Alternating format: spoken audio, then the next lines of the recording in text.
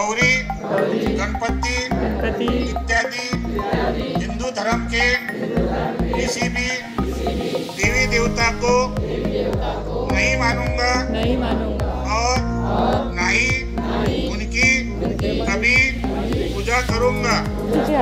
मैं इस बात पर कभी विश्वास नहीं करूंगा कि ईश्वर ने कभी अवतार लिया है।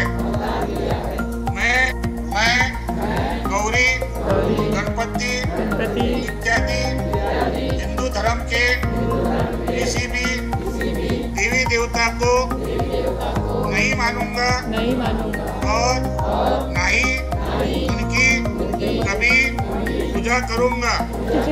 मैं इस बात पर कभी विश्वास नहीं करूंगा कि ईश्वर ने कभी